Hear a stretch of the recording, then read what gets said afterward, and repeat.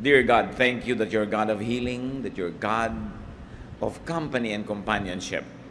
Sinasamahan mo kami, nauunawaan nyo kami, at kayo, Panginoon, ang pwede naming hawakan, sundan, at kayong aming gabay, sandalan, kung kami ay nagkakaroon mga panahon ng kagipitan. Turuan nyo kami, Lord, kung ano pong dapat namin gawin sa mga karamdaman namin at karamdaman ng kapwa. At gano'n naman sa aming pagtitipon ngayon, patawarin nyo po kami sa aming mga kasalanan. Linisin niyo po kami, inaamin, tinatanggap at hinihingi namin ng tawad sa iyo ang mga pagkukulang namin. Punan niyo po kami na inyong pag-ibig at gawin niyo kaming karapat-dapat na tumanggap ng pagpapala dahil ginagawa niyo kaming karapat-dapat sapagkat kami minamahal, tinatanggap at pinapatawad niyo. May your mercies abound in our lives. We pray for our loved ones who are not with us right now. Empower them as well. Protect all of us, Lord, from works of evil men and evil spirits, even from our own weaknesses. Walk in our midst. Bring us the blessing, Lord, that we need. Dispense your goodness to us. We lift up your name. In the name of Jesus, your Son, our Lord, our Savior, our Healer, we pray. How do you handle sickness or disability? At ang una nating pag-usapan, yung atin mismo sa sarili nating katawan, sa sarili nating kalagayan, yung dumating na, yung dumarating, nandyan, o maaaring darating pa, bagamat dinadalangin nating huwag. Pero kung sakali man, ano ang maaaring nating mapulot ng mga aral sa ilang mga halimbawa sa Biblia? Halimbawa, si King Hezekiah. 2 Kings 20:1-7. About this time, Hezekiah got sick and was almost dead. Isaiah the prophet went in and told him, "The Lord says you won't ever get well. You are going to die, so you had better start doing what needs to be done." Naranasan na ba natin yan sa mahal natin sa buhay na nataningan? Sinabi, ikaw, 2 linggo ka na lang, 1 buwan ka na lang, 6 na buwan ka na lang, etc., etc. Itong si Haring Hezekiah, ang pumunta sa kanya yung propeta, a very, very reliable prophet. Sabi niya, mamamatay ka na, hindi ka nagagaling. So ayusin mo na yung pamamahay at nang sa ganon, hindi gulo ang iyong iwan. Verse 2, Hezekiah turned toward the wall and prayed, "Don't forget that I have been faithful to you, Lord. I have obeyed you with all my heart, and I do whatever you say is right." After this, he cried hard. Before Isaiah got to the middle court of the palace, the Lord sent him back to Hezekiah with this message. "Hezekiah, you are the ruler of my people, and I am the Lord God, who was worshipped by your ancestor David. I heard you pray, and I saw you cry. I will heal you, so that 3 days from now you will be able to worship in my temple. I will let you live 15 years more, while I protect you and your city from the king of Assyria. I will defend the city as an honor to me and to my servant David." Then Isaiah said to the king's servants, "Bring me some mashed figs and place them on the king's open sore. He will then get well." Very dramatic. May sakit ang hari, pumunta yung propeta kasi merong mensahe galing sa Diyos. Alam nyo, hari, hindi na po kayo babangon. Ikamamatay nyo na yan, tuloy-tuloy na yan. So mag-ayos-ayos kayo ng inyong mga iiwan para matino ang kalagayan ng kaharian at ng inyong sambahayan. At tapos, umalis na uli ang propeta. Pag may naman dadalaw sa yung ganito, no, kahit propeta, parang wag na lang. No? So, para yung mga dumadalaw sa atin, kumisang, naku, ganyan-ganyan, yung dinalaw namin no 1 linggo, namatay na. Eto ka, pasyente ka, nadidilig mo yung chismisan ng mga dumalaw sa iyo, mga visitors from hell. No? Mga nakakasira ng loob, mga nakakapagpanik. So, papaalis na si propeta, sa kalagitnaan pa lang ng paglalakad niya doon sa bulwagan, pinabalik siya ng Diyos. Nadinig ko ang iyak, kasi nag-iiyak sa Diyos. Di ba? Bumalik ka. Sabihin mo, hahabaan ko pa, dadagdagan ko pa ng 15 taon. So, 3 days lang makakabangon na siya dyan to worship me. Ipoprotect ko pa kayo sa mga kalaban ninyo. Ang daming bonus na kasama. Dahil lang ang ginawa niya, dapat natin gawin, pray. Nanalangin. Nadaig nung panalangin yung prophecy. na daig ng panalangin, yung pasya na ng Diyos na mamamatay na siya, na ipinasabi sa prophet, nanalangin, umiyak sa Diyos. Kung meron tayong karamdaman, cry out to God. Believe that God hears. But remember this, there was faith in spite of the prophecy, tinaningan, pero humingi pa sa Diyos ng habag. Do not give up easily kahit sino magtaning sa inyo. Ito nga, propeta na yung nagtaning eh. Mensahero na ng Diyos, dinaan sa iyak. Do not give up easily. Kahit sino pa, ang doktor na nagsabing, naku, ganito na lang, ganyan. Huwag kayong mawalan ng loob. Dalhin sa Diyos ang kaso. No? Pero tatandaan nyo, may kakambal yun. Have heavenly deposits. Maraming deposito. Sabi, Lord, di ba lahat ng pinapagawa nyo sa akin ginawa ko? Lahat ng kabutihan ay binibili ninyo? Na ang pananampalataya ko ay gano'n na lamang at ako'y masunurin? No? So, there were deposits in the Lord's bank. And what were those deposits? Faith, obedience, and righteousness. Lahat po ng matuwid na pinapagawa nyo, ginawa ko. So, please naman, Lord, extension naman. Sabi Lord, oo nga, sige, okay, balik, prophet. No? Sabi, kakahiya naman, nag-prophesy na ako doon. Diba? Bumalik ka. Sige, sabihin mo, 15 years pa at may dagdag pang bonus. The Lord heard his prayer and his cry. Ngayon mga kapatid, kung iiyak-iyak kayo sa Diyos, may ungkat-ungkat naman kayo na ginawa niyong mabuti. No? Hindi naman tayo nakakapanumbat sa Diyos. Hindi pwede, baka makipagtuusan ng Diyos. Siyempre, talo tayo. Pero meron man lang kayong ma-withdraw sa ganito mga moments kasi meron siyang deposits. May pinagparoonan. The Lord heard his cry, his prayer, and the Lord changed his dealing with Hezekiah, and he would give him 15 more years, plus protection. At ano pa? How do you handle sickness or disability? Receive practical medication. Matapos sabihin ng Diyos na, o sige, dadagdagan pa natin ang buhay niya. Pumunta ang propeta, sabi niyo, madadagdagan ka pa, 15 taon. Tapos nagbilin siya, etong itapal niyo sa mga sugat niya, gagaling. Alam naman pala ng propeta ang itatapal, hindi ipinayo. No? Kasi hindi naman nga ipinapapayo sa kanya. Pero ngayong sabi ng Diyos, sige, habaan ang buhay niya. Sige, ganito lang gawin niyo, tapal-tapalan niyo ng ganyan, 3 days babangon. He received practical medication. Hindi ko mo meron kang faith at naniniwala kang gagaling ka na, ayaw mo nang tanggapin. Ba, sabi ng hari, ay sinabi mo na gagaling na ako, hindi ko na kailangan niyang gamot. Di ba, nagpagamot din siya. Ginagawa niya kung ano yung practical. Maraming mga tao, hyper faith ang umiiral, ayaw man lang gumawa ng natural at practical na paraan para siya gumaling. Tatandaan natin na ang Panginoon din ang Diyos ng kalikasan, He's God of nature. So when He uses natural things and natural law and even science, which is the product of the mind, and the mind is the product of God's creation, helpful din yun. Kailangan ginagawa mo kung ano yung pwede. Kahit pa nga, nananalig ka. Kasi yung pananalig, dadagdagan mo ng practical work, napakalakas nun. So, receive practical medication in spite of godly pronouncements. May isa pa, si Job. Ang lusog-lusog. Dumaan sa pagsubok na balot ng kotakot-takot ng mga sugat, galis, at kung ano-anong mga kasakitan ng buong katawan. Job 2:7-10, Satan left and caused painful sores to break out all over Job's body from head to toe.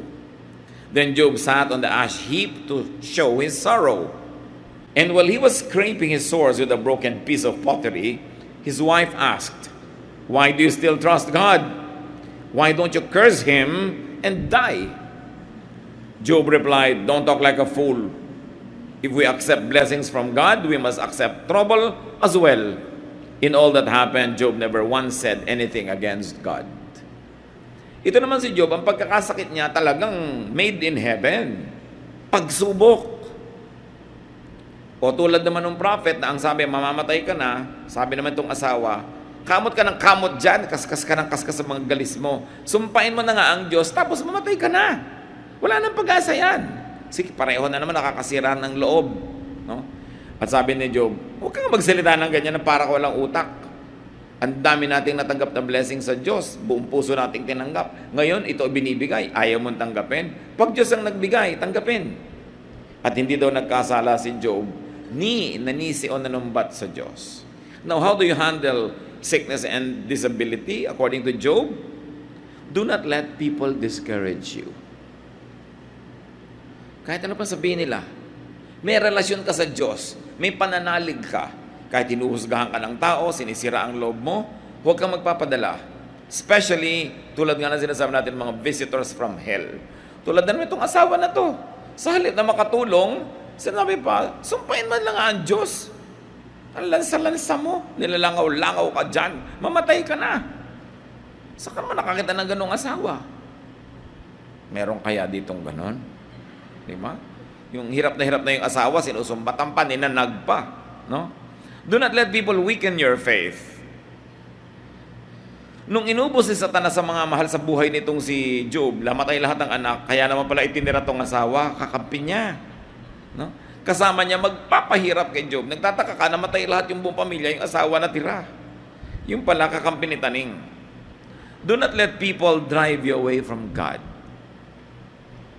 Yung mga nagsasabi sa inyo, godly ka, hallelujah ka dyan, pa-Bible ka pa, tingnan mo, ganyan-ganyan yung buhay mo, talikmukuran mo na yan, limutin mo na yan, huwag ka na magganyan, huwag kayo magpapadala doon. Accept God's dealings with you. God is God. He is supreme. He rules. He is sovereign. Hindi natin siya laging kayang maintindihan, pero lagi siyang tama. At napakahalaga na hindi magbabago, hindi manghihina ang iyong pagkapit sa Diyos, kahit parang ang Diyos mismo ang nagwawagwag sa iyo. Hindi niya gagawin yun, at kung gawin man niya sumandali, may hangganan according to the grace that He allows us to endure. No temptation, no trial comes to people without God's very exact measurement. At hindi siya nagbibigay ng lampas sa kakayanin nating dalhin kung magpapasya tayong magpakatibay at dalhin yon. At ano man mangyari sa ating buhay, do not blame God. And therefore, do not sin against God. Lalo kung nagkakasakit ka na, naghihirap ka na, nagigipit ka na, tapos makikipagkagalit ka pa sa Diyos, saan ka nalalapit? Mas hirap, mas gipit, mas dapat kumapit sa Panginoon kasi lalong siya lang ang natitira nating pag-asa. At mawala man lahat ng mga mahal sa buhay at yung matira man dyan, pinapahirapan ka habang kakampi ka pa ng Diyos at kakampi mo siya, you are going to be victorious. Huwag tayo nagpapadala sa pagpapahina ng loob. You and God are always a majority. Kaya dapat, ito naman, ito pa nga nagdala sa akin kay Lord, ito pa nga ang inaasahan ko, ito pa nga inspirasyon ko, tapos ganito lang pala, manghihina ang loob ko. No. Sa Diyos tayo tumingin, sa Diyos tayo umasa, sa Diyos tayo kumapit. Paminsan-minsan, nabibigyan tayo ng inspirasyon, encouragement ng kapwa, pero huwag yung ilagak ang lahat-lahat sa kanila, kasi tulad din natin, tao ang kapwa natin. Mga panapanahon na siya malakas, may panahon ding mahina. May panahon na pwede kanyang tulungan at may panahon siya patong dadagan sa iyo at hihila pababa. Kaya dapat sa Diyos talagang unang kapit. Kahit may mga, minsan nakaka-inspire sa atin at nakakapagbigay sa atin ng tulong, pero huwag dun laging iaasa. May isa pang guro sa atin kung tayo nagkakaroon ng mga parang imposibleng mga kalagayan, the bleeding woman. Matthew 9:20-22. A woman who had been bleeding for 12 years came up behind Jesus and barely touched His clothes. She had said to herself, "If I can just touch His clothes, I will get well." Jesus turned, He saw the woman and said, "Don't worry, you are now well because of your faith." At that moment, she was healed. Gumawa ng paraan ang babaeng ito. So anong dapat natin gawin, mga kapatid, kung meron tayong mga karamdaman na saan mo man dalhin, hindi gumaling-galing? Touch Jesus. Connect with God. At huwag kayong papayag na may pipigil sa inyo. Unang-una, she was bleeding. She should have not touched Jesus. Kasi she was considered unclean. Pero si Jesus yun eh. Huwag yung sabihin, ako hindi na ako kayang tulungan ng Diyos o nakakahiya na sa Diyos, ang lalalala ko na. Walang hindi kaya ang Panginoon. Ngayon, yung iba nakakahipo sa Panginoon, nandyan naman, pero bakit wala nangyayari? May kulang, pananalig. Sabi niya, mahipo ko lang. Hindi naman yung tela yung nagpagaling eh. Yung connection niya symbolized by that act. At napakahilig kasi ng mga Oriental people na laging may hipo, merong lapat, merong physicalization. Ganun tayo eh. We are a touching people. Kaya sabi niya, mahipo ko lang, gagaling ako. Paano nyo hihipuin ang laylayan ng damit ni Jesus? Wala naman siya at hindi naman siya naglalakad sa ating paligid. Siyempre, when we pray, when we read the Bible, when we let the Holy Spirit explain to us the mysteries of God's words, and when we obey, we are touching Jesus. Pag tayo ay gumagawa ng mga gawain ng Panginoon, paglilingkod sa kapwa, pagtulong, we are touching Jesus because we are side by side with Him serving the people. What is the best way to fellowship with the Lord? To serve because the Lord serves. At kung invisible man ang Panginoon, tuwing naglilingkod ka, may ginagawa ka na gusto ng Panginoon na ginagawa ng mga anak niya, nandun ka, rubbing elbows with the Lord. Because pareho kayo ng ginagawa. So this bleeding woman is something great to teach us. Hindi siya karapat-dapat, kababae pa niyang tao, tas naubos na ang mga pera niya sa pagpapagamot, wala namang napapala. Ginawang last resort ng Panginoon. Siguro noon lang niya nabalitaan. Pwedeng gawing last resort ng Panginoon kung talagang hindi mo alam, you did not know any better. Pero dapat tayo nakakakilala sa Panginoon, siya na yung first resort. Siya na agad, hindi yung, wala na tayong magawa, mag-pray na lang tayo. Pray agad, yun ang una. Tulad ng ginawa ng hari. Sinong makakapagsabi na propeta, na guaranteed prophet, sinabi ng hindi ka nababangon, nabaligtad pa ng panalangin? Sino ang mga tunay na malalakas na tao? Yung taong nananalangin.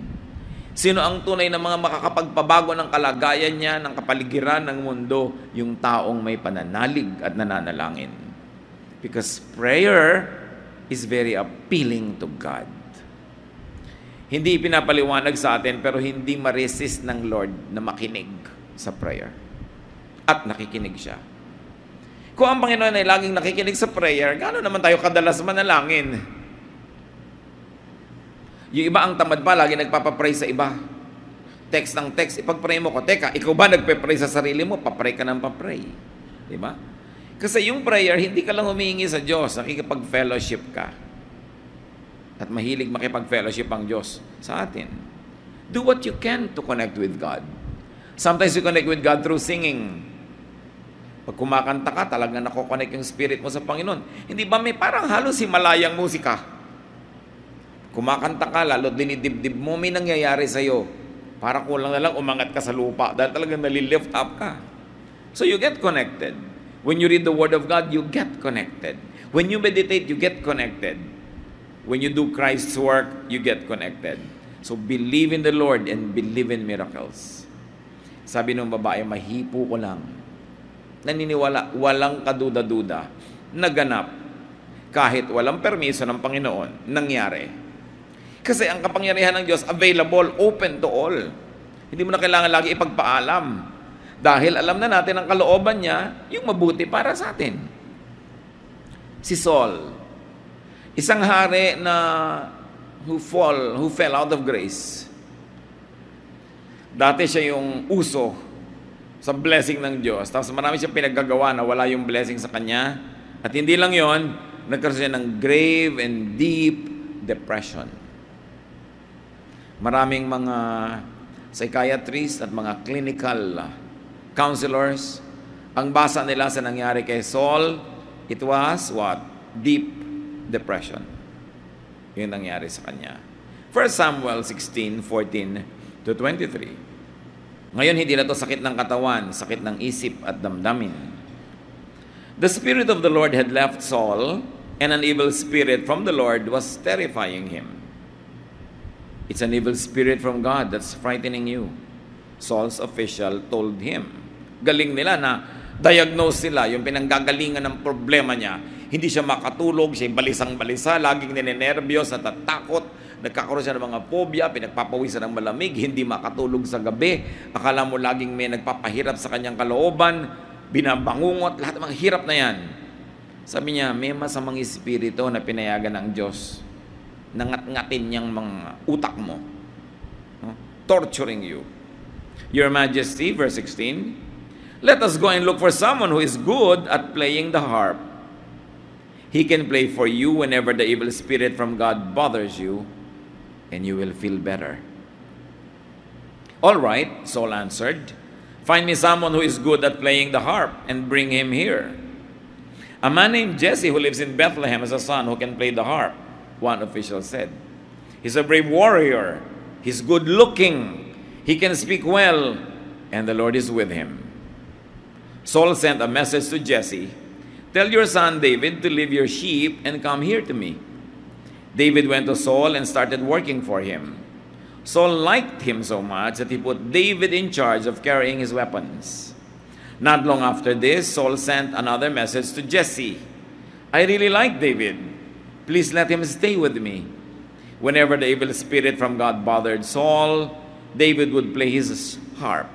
Saul would relax and feel better, and the evil spirit would go away. Pay attention to details. Sobrang depression ang nangyayari sa haring ito.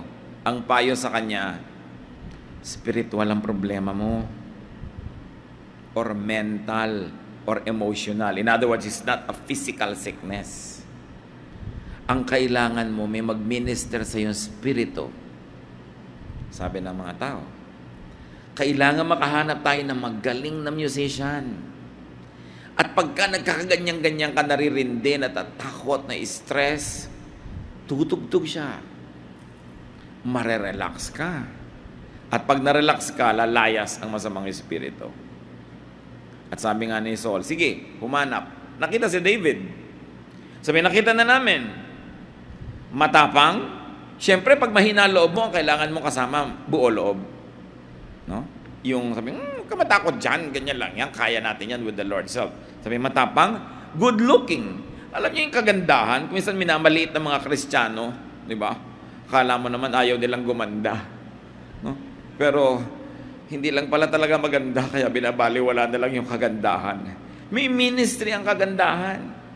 At syempre, physically, lahat naman maganda sa Panginoon. Meron lang tayong standard na sinusunod. Yung iba tuloy nagmumukhang hindi maganda.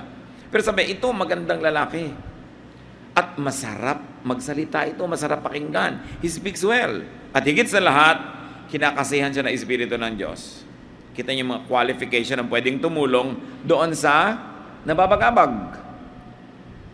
Ngayon, masama na loob mo, natatakot ka na, ninenervyos ka na, tapos yung asawa mo na hindi nagsusuklay. Hindi maganda. Di ba? Pag nakita mo, nagugulat ka, lalo't gabi. So, paano minister nang hindi ka maayos, mukha kang sa burayray, di ba? Tapos ikaw yung number one na ninenervyos. May sakit yung asawa mo, naku, ninenervyos ako. Ikaw na nauunang naninigas doon. Paano ka magme-minister? Tapos yung magsasalita ka, pabalang-balang, pasigaw-sigaw, mga pangit na mga topic, pangit na mga boses, makakatulong ka ba nun? So sabi, humanap ka ng ganito. Anong lesson dito mga kapatid? Una, get and receive advice. Ang nagpayo sa kanya, yung mga nasa paligid, kasi kilala siya eh. Ang tunay na problema mo, spiritual, emotional. And then have gifted and anointed people minister to you. Iba-iba ang giftedness. Si David was gifted with music. Meron naman gifted with counsel. Meron naman gifted with good words. Meron gifted with teaching. Gifted with singing. Kung anong kailangan ninyo, may tao ang Panginoon na gagamitin niya para kayo paglingkuran. At sinadya ng Panginoon ang mga gifts na ito, ikinalat niya sa iba't ibang tao para kailangan natin ang isa't isa. Puwersado ka na umasa sa iba kasi yung kailangan mo nasa kanila. Kaya kung ano naman yung nasa atin na kailangan nila, yun naman ang binibigay natin. so that we will need each other, and upon needing each other, we fill each other's needs, then we become one functioning organism, one family. Yan ang kalooban ng Diyos. He gave some to be prophets, some apostles, some teachers, some evangelists, iba-iba. Kaya mahalaga yung fellowship, mga kapatid. Kasi it's only in the fellowship where all these gifts are complete and they can be ministered to you. And when you're absent from the fellowship, you cheat all of us. Why? Because you have a gift that God has designed that you give to us. And we have a gift that we give to you. Tulungan. Kung anong pangangailangan ng kapatid, ibinibigay mo. Yung kailangan mo naman, ibinibigay din ng kapatid. Bakit naman musikero ang kailangan nitong si Saul? Kasi nga, wala siyang peace of mind. Kailangan niya ng therapy. Kailangan niyang mapayapa, mapanatag. Sa ganitong uri ng mga sakit, mga kapatid, sakit ng isip, sakit ng damdamin, sakit ng emosyon, what we should do? Relax. Kaya ngayon, ang dami ng mga spa, ang dami ng mga kung ano, kasi yung stress ng city life, kailangan mo ma-relax. Ang mga paa natin, lagi nakasapato, so hindi na namamasahe yung mga nerve endings sa talampakan, na kung taga-probinsya ka, naglalakad ka araw-araw sa batuhan, hindi mo kailangan ng foot spa. Kasi acupressure yun na natural. Di ba? Hindi mo kailangan magbayad sa spa para mag-jacuzzi kung naliligo ka sa ilog. No, na dinadaan ka ng mga malalaking agos at kuminsan may kasama pang mga palapa ng nyog. No, talagang natural lang yung scrubbing. Kaya napakapalad ng mga nabubuhay ng malapit sa kalikasan. Pero pag nasa city ka, everything is artificial. You need to recreate soothing, relaxation, and relaxing activities. Pero dito, nakita natin mga kapatid, ano ang gamot? Surround yourself with pleasant things. Hindi lang ito gamot, prevention din. Kaya niyong pabanguhin ang bahay niyo, pabanguhin niyo. Ang tawag dyan, aromatherapy. Kasi ang maamoy ng ilong mo, diretso sa brain. Brain agad. So, syempre, alam nga namang ma-relax ka kung ang naaamoy mo, saksakan ng sangsang na baho. Diba? Kung ang naaamoy mo, parang humahalimuyak na sampagita, o hasmin, ilang-ilang, kahit mainit ang ulo mo, lalamig. Lalo't ang naamoy mo, pagkabango-bangong ginisa. Siyempre, sasarap ang gana mo dahil may naaamoy ka. Kaya yung mga tao, gusto nyong malayo kayo sa maraming sakit, simple lang, pabanguhin nyo yung kapaligiran. Huwag lang sobra dahil namamatay yung sense natin ng pangamoy pag sobra. Ayusin mo, pagandahin mo. Di ba si David sabi, magandang lalaki yan. Pagandahin mo ang iyong bahay, pagandahin mo ang arrangement ng iyong mesa. Yung makita mo palang yung mesa mo, ang gulo-gulong parang sumabog, wala namang granada, magkakasakit ka. Yung pagbukas mo sa cabinet, napakaburara, gulo-gulo. May pusa pa sa loob. So, paano ka gagaling nun? Kailangan maayos. Ang Diyos maayos eh. Ayusin mo pa lang ang iyong buhay, ayusin mo yung bag mo, ayusin mo yung buhok mo, ayusin mo yung kapaligiran, gagaling ka na.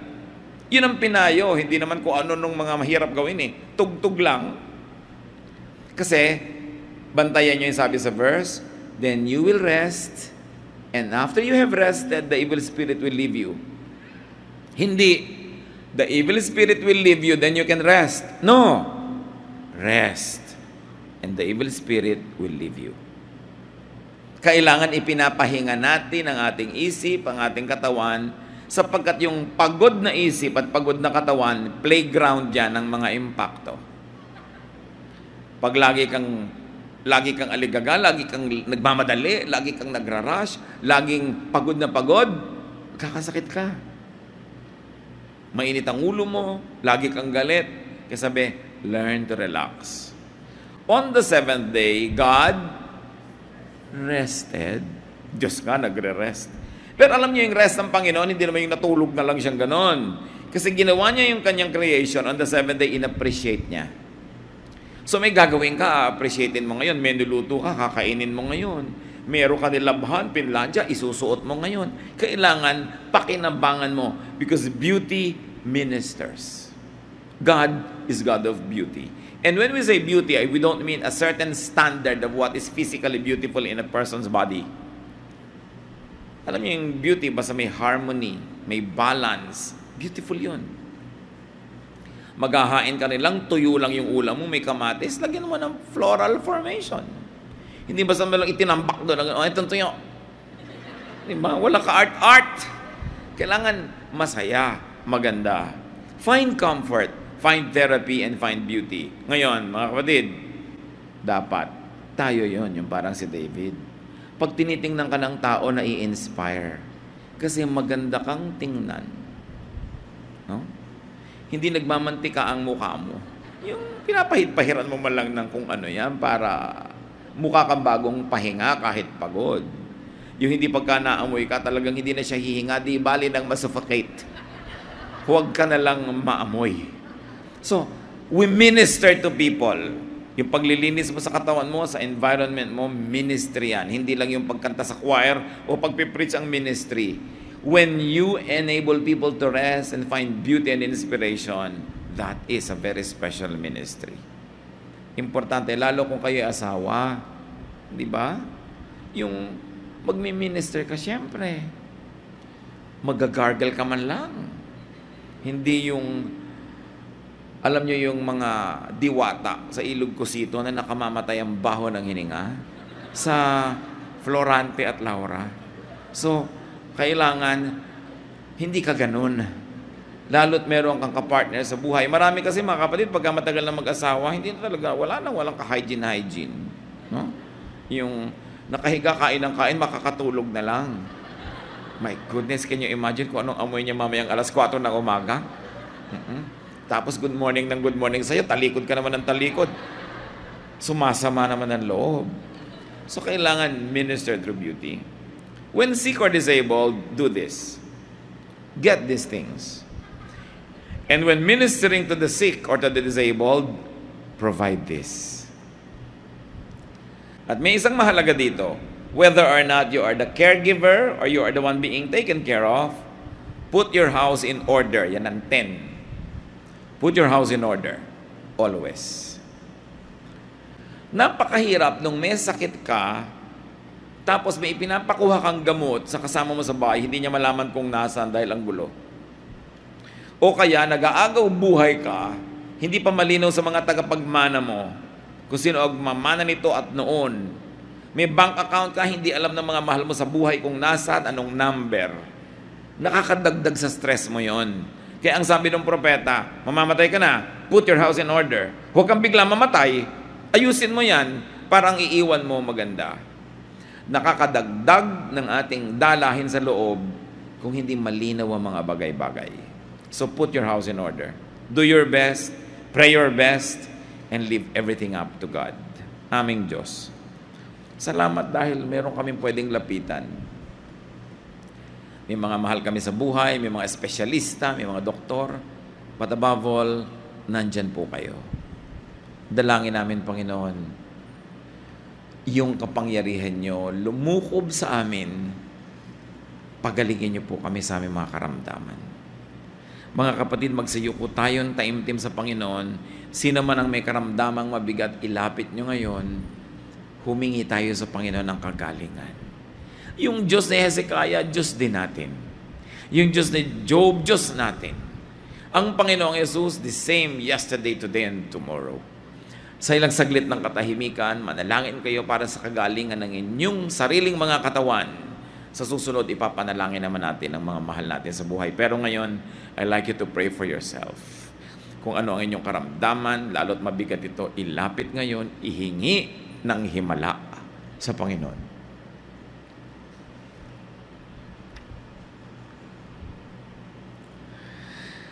At nais kong ipanalangin din kayo, kayong may mga dinaramdam, yung sa palagay nyo talagang mabigat na mga karamdaman, hindi lang common cold, hindi lang ordinaryo, kundi may kabigatan. We're going to pray, we're going to ask God to touch your body. We're going to ask God to move in our midst and do what is good at. Yes, say, Lord, I want your healing. I want your touch right now. Dumadalangin ako, Panginoon, kayo lang ang tunay na walang mintis kung magpagaling. Mga kapatid, kung meron kayong pananagutan at alam nyo yon kung ba't kayo may karamdaman, halimbawa kayo yung nagpabaya sa sarili o napilitang kayo magpabaya, kung ano man yon, kung meron kayong dapat ihingi ng tawad sa Diyos dahil may pananagutan, ihingi nyo muna ng tawad ngayon. Makipaglinaw sa Diyos at sabihin ang inyong mga pagkukulang kung bakit dinaranas ang karamdamang ito. Yun naman ay kung meron kayong alam, lumapit sa Diyos, humingi ng tawad. Maya-maya mananalangin tayo sabay-sabay.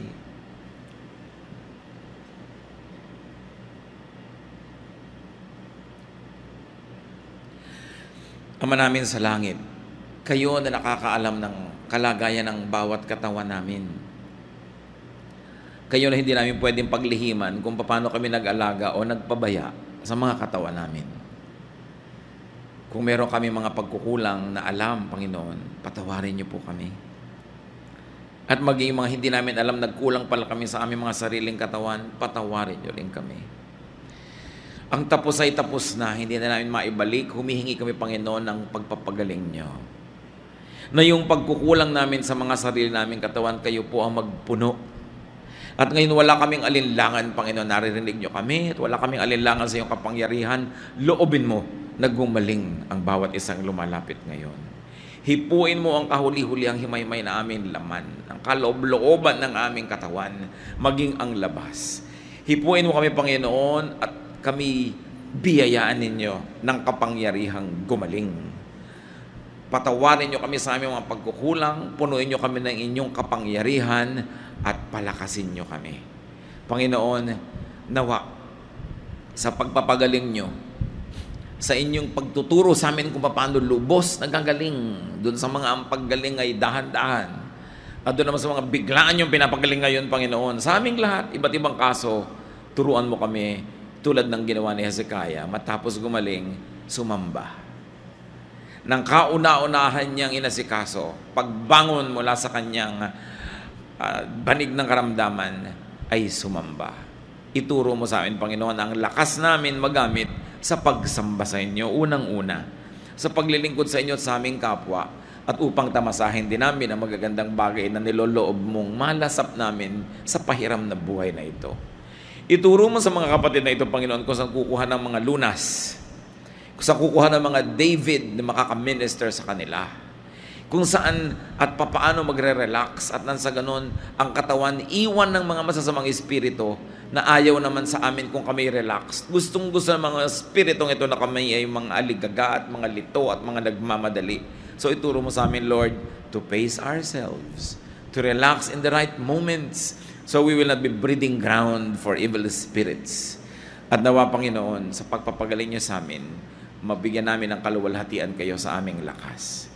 Sa mga kapatid na narito, wala namang inilalapit sa inyong mga anumang malalaking karamdaman, salamat po.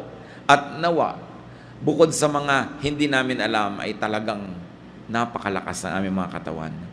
Bigyan mo ng katuturan ng buhay namin, Panginoon. Hindi lang para sa sarili ang lakas, kundi magamit sa mga mas dakilang bagay. Pero kasama na rin na magamit namin para sa mga personal na bagay na kayo rin ang may kagustuhang lasapin namin. Mga kapatid, sa inyong pagtayo, sa inyong pananalig, tanggapin ninyo mula sa Panginoon na inyong hinihingi ng may bukas na puso, may pananalig at may pasalamat. At loobin nawa ng Panginoon na paggalingin kayo ng lubos at agad-agad. At kung may iba siyang paraan at dahan-dahan, magkaroon tayo ng bukas na isip at makitang kumikilos ang Panginoon sa ating buhay. Mga kapatid, sa pangalan ng Panginoong Hesus, tanggapin ninyo ang kanyang kabutihan, ang kanyang pagpapalakas at pagpapagaling. Panginoon, salamat, Ama. Pinupuri namin kayo sa araw ng pagpapagaling ninyo sa pangalan ng Panginoong Hesus.